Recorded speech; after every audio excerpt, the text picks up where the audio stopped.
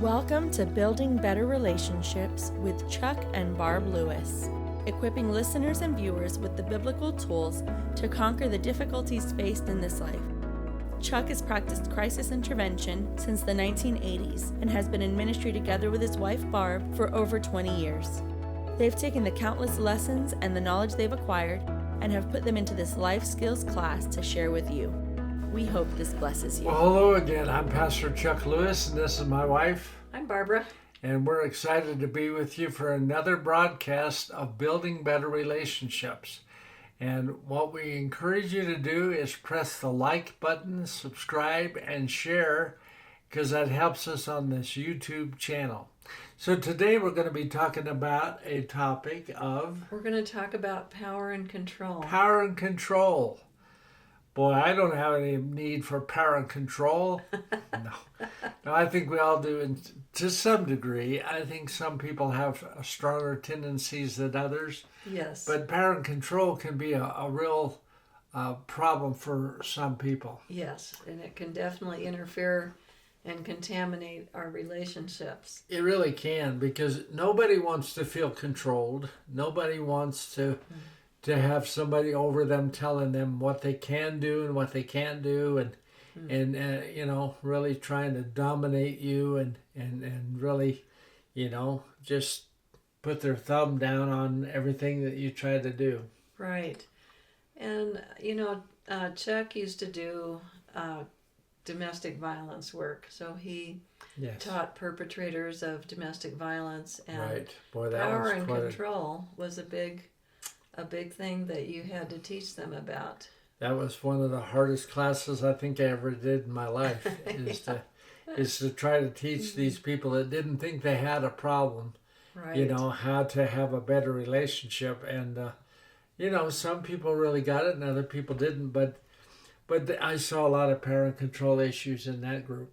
Right, and what that means is when someone has a need to exert power and control over another person. And, that can be caused by, possibly that's what you experienced when you were a kid. Your parent exerted too much power and control over you, and that's the behavior you learned. Or, I think being afraid, fear, can often make us try to control things. Oh, absolutely. Don't you think it can be caused by trying to manage your anxiety? Well, yeah, I think there's a lot of reasons for power and control that people have. But to have a healthy relationship, you've got to realize that what the other person has to say is as valuable as what you have to say. Yes. It's not all about you. Newsflash, it's not all about you. And for some people, that is like a newsflash because they think it is all about them.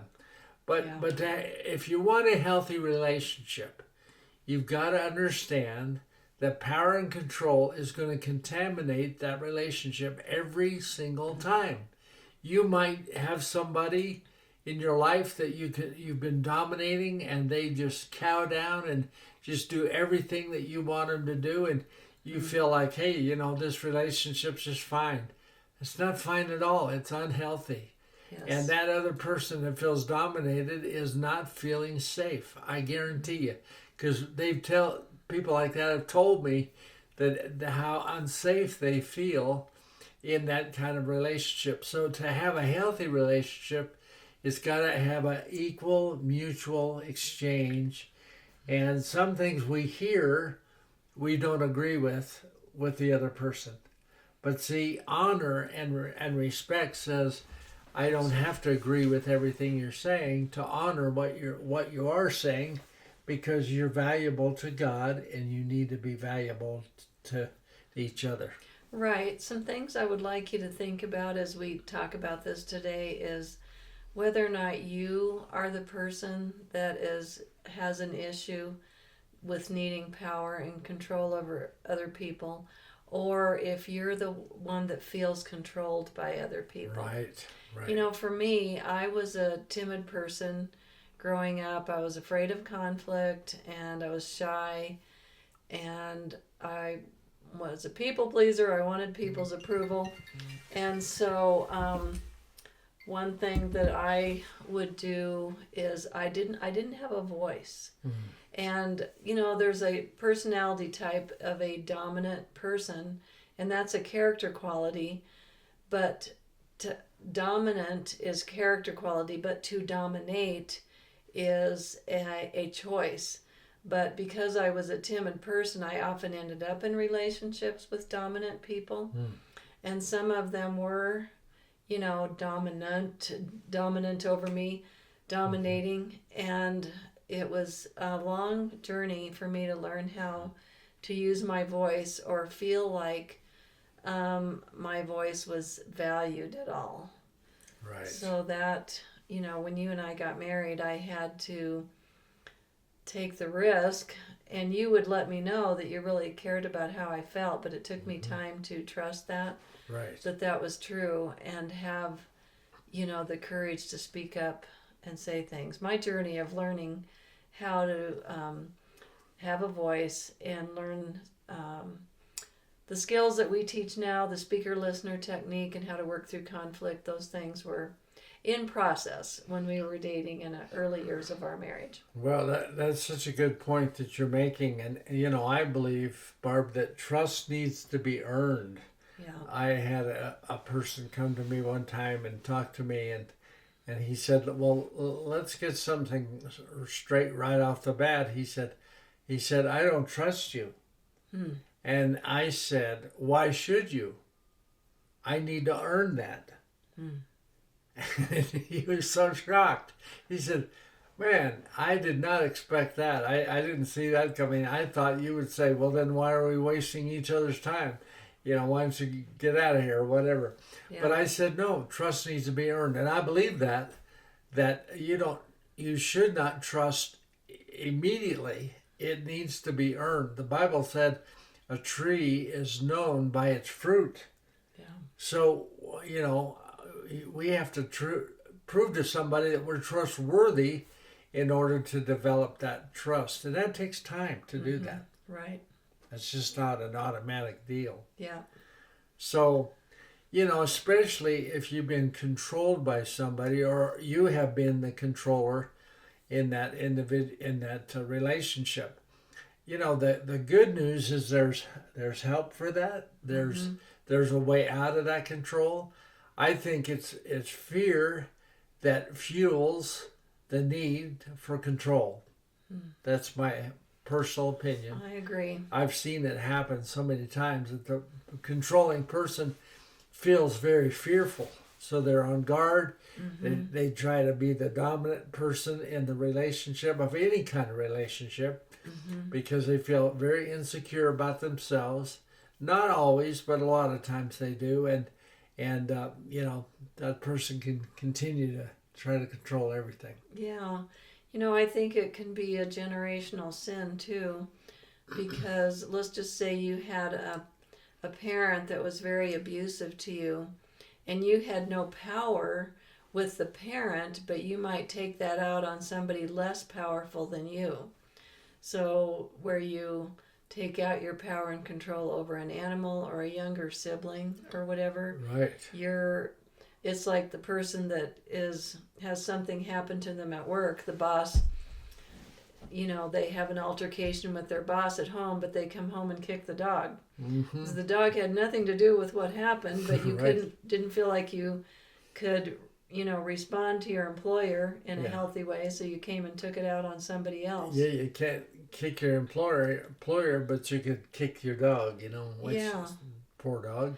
Wasn't its fault. I actually had a neighbor, a couple of kids that lived next door to me at one time, before you and I met, and they would take a 10-foot pole, and our dog had gotten really mean, and I didn't really know why, and I caught those kids hitting the dog. Wow. With that 10-foot pole. Oh, boy. And I just want you to know that is a red flag when someone is cruel to animals. That's right. Either neglecting them or is cruel to them. That can be a sign of antisocial behavior. And I don't know if that's caused by trauma in your life at one time. I honestly don't know what causes that, but that's a red flag. If you're in a relationship with someone who is cruel to animals, that is just a precursor to them eventually doing that with you. If they're violent with animals, they may eventually become violent with people. Well, and really, it's not the end of the world to go to somebody for help. To say, I've got an issue with this, I feel like I want to control everything, or I feel like I'm being controlled. Get some counsel for yourself. And if you hook up with a counselor that you're not really resonated with, that doesn't make sense to you or whatever, go to another person. Keep going until you have the right connection. Yes. And usually insurance will provide you several counselors on a sheet that you can pick from, and you might have to go to each one of them before you find the right fit. But it's worth the work, and you'll be free if you'll do the work. If you're a controller, or if you're being controlled, they'll teach you how to not be so maladaptive to being controlled, and it will literally set you free. You'll enjoy life. You'll laugh again. One thing I've noticed that's amazing too, that a lot of people that are feeling controlled, they don't laugh a lot.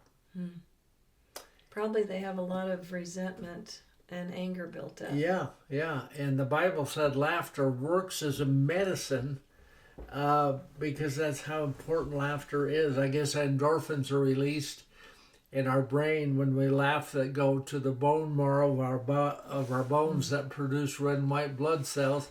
I mean, it's incredible what laughter provides. And so probably if you're able to take care of the toxic the scorecard of wrongs built up inside, you'd be more able to laugh. So I think learning how to have boundaries and take care of yourself, stand up for yourself, be able to get yourself out of abusive situations. Right. That I heard someone say one time, you're a victim once, but you're a volunteer after that. Because if you know that someone is abusing you and you just keep taking it, you're volunteering. So you're not a victim. If you're a child, you need someone to take care of you and draw those boundaries for you. And hopefully your parent does, but not all parents do. But as an adult, you have usually got the power to get yourself out of that situation. And like Chuck was saying, if you don't, then go talk to a victim advocate or a counselor or someone that can help you form a safety plan to get free of that person that is exerting power and control over you. That's such a good point. And the best way to determine if you're getting together with somebody that you feel like has controlling issues, just find some opportunities to tell them no to different things and see what they do with that. See how they handle your no. Yes. A healthy person will say, well, that's disappointing. I wish we could have done that, but maybe next time or whatever. But an unhealthy person will try to talk you out of your no and convince you that you need to do this. Why wouldn't you do this? Type thing. So that's an indication of whether or not they're going to be controlling with you if they can't accept your no. Yeah, and ways that someone can be controlling in a relationship, let's just say with a husband and wife, but it can be the husband or it can be the wife, but let's just say that it's the husband, and he won't let the wife have money to do anything, or he's very restrictive in what money she's allowed to have, or he might not allow you use of the car so you can't go anyplace. Yeah, right. He does things to restrict your friendships, to isolate you. And, that's unhealthy when one spouse doesn't want the other one to have any relationships outside of their marriage. There's something going on there. Absolutely. Or intimidation. Why don't you talk about ways that you could try to intimidate someone? Well, just by threatening them. If they are not willing to do what you want, you become threatening to them, or you say things to them like, Well, I'll tell you, the next time you want to go to your parents' house to visit them, you're going to have to go by yourself because I'm not going with you. You know, that kind of thing. Or, if you want to meet your friends for dinner, you're going to have to go by yourself because I'm not going. That's all forms of retaliation and forms of control because that person didn't get what they wanted. Putting you down all the time, making you, treating you like you're less valuable than the other person is. It erodes your self-esteem until you're so beaten down that you can't leave that other person. Because a lot of times women that are experiencing domestic violence, they don't leave. No. And I think they can get so beaten down that they just don't have the wherewithal to be able to get out of there. Right. And if you're feeling threatened by this person, you need to get some help. You need to reach out to somebody, that a counselor or pastor or whoever you can get some support to really help you in that journey. Because there's a lot of people living in a relationship that's just not working, and they just tolerate it, and they're not happy, and they feel controlled, and they feel manipulated, and it's like, man, you guys talk about a healthy relationship on your program. I've never seen one. I don't even know what that's like.